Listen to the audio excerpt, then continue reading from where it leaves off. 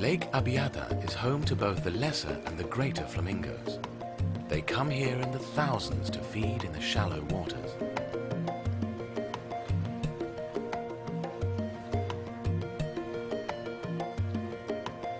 The majority of the world's flamingo population is found in East Africa. Lake Awassa has a large population of the marabou stork. They're probably some of the ugliest birds around, but they are impressive, standing 1.5 meters tall with a wingspan of almost 3 meters.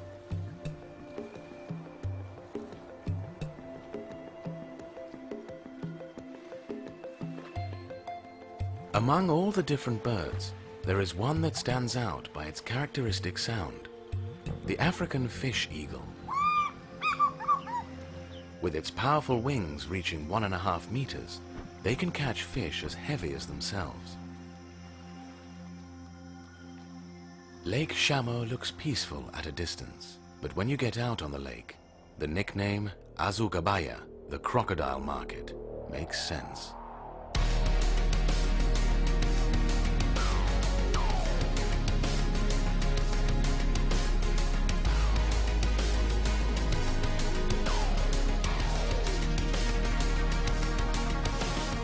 There are more crocodiles here than anywhere else in Ethiopia. That does not scare the birds away. The lake is filled with life. People here are more scared of hippos than crocodiles, since they are strong enough to tip over a boat. The pelicans can be found in great numbers.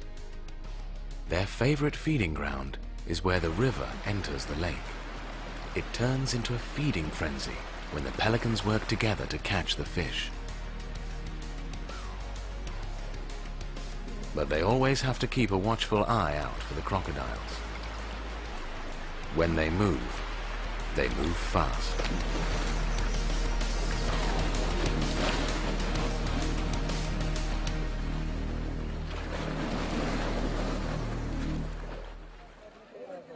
In the mountains not far from Lake Shamo, there is a different kind of market.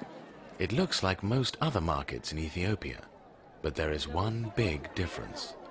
Mostly cotton and fabrics are sold here. This is where the Dorse people do business. The word Dorse means weavers. It is not clear if the people are named after the word or if the craft is named after the people, but it fits.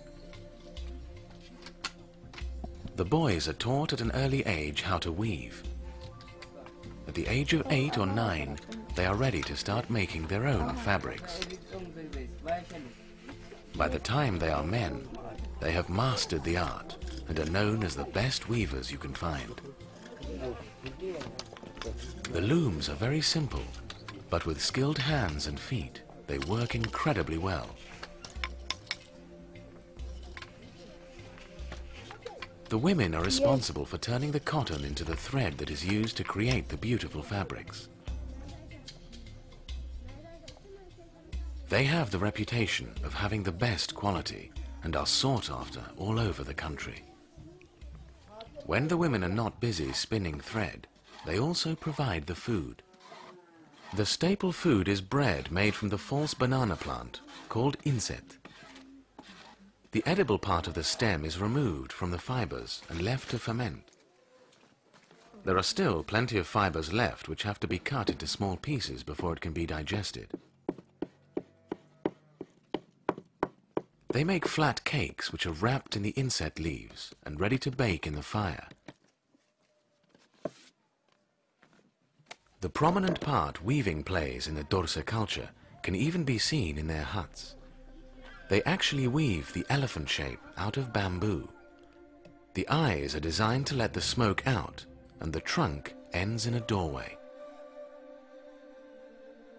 It takes 2 men several months to weave the 3 layers of the hut. The inner structure is made from split bamboo woven around the thicker bamboo skeleton. The whole hut is covered with a layer of bamboo leaves to keep the rain out. The smoke from the fire will keep most parasites away, but termites will still damage the part along the ground. That is why the Dorse build their huts more than 30 feet high. It allows them, every 3 to 5 years, to cut away termite damage. They can repeat this procedure many times before the hut gets too low to live in. The Dorse people say that a well-built hut can last you a lifetime.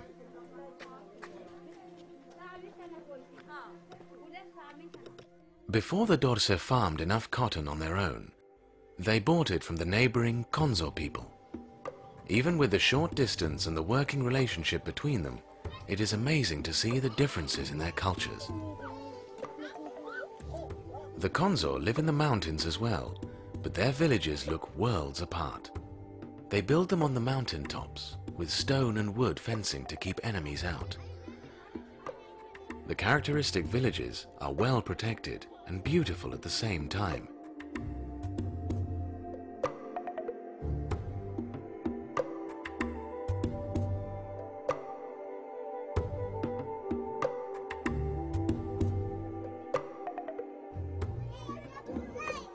Each family has a smaller settlement within the village.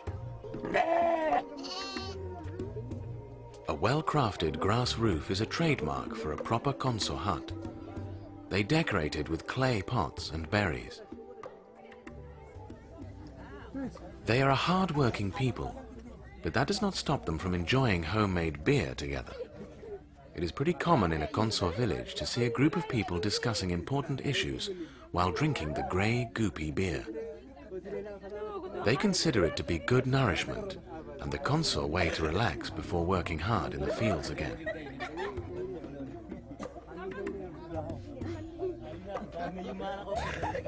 All around the villages, stone terraces have been built to prevent erosion.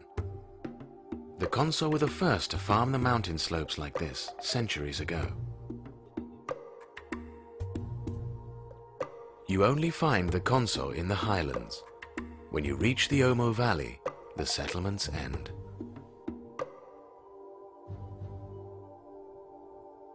Over 20 different groups of people have coexisted here for centuries. This valley was closed to the rest of the world just a couple of decades ago.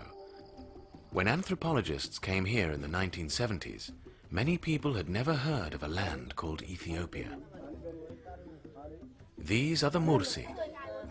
They stay in primitive settlements and live from herding cattle and growing crops.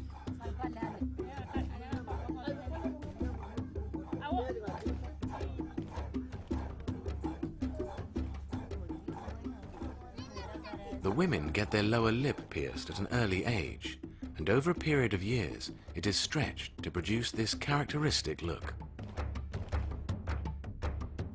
There are several theories to why this was adopted. It may have been to discourage slave traders from taking them, or to prevent evil from entering the body. Today, the size of the lip decides the number of cattle you have to offer the woman's family to ask for her hand in marriage. The different groups in the Omo Valley, like the Hamer, Surma, Bodi, and Mursi, have been in conflict with each other as long as anyone here can remember. They are known as fierce warriors and display their scars with pride. The valley has been turned into a national park, and tourists come here to view the different people. It has created an eerie atmosphere in the valley. The trips that are arranged are almost like the typical safaris, with the difference being that the cameras are aimed at humans.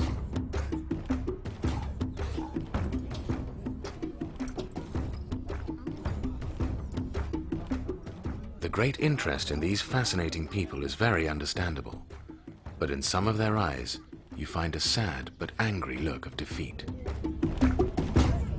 Omo Valley is not as wild as it once was. But there are some areas left that have not been tamed yet.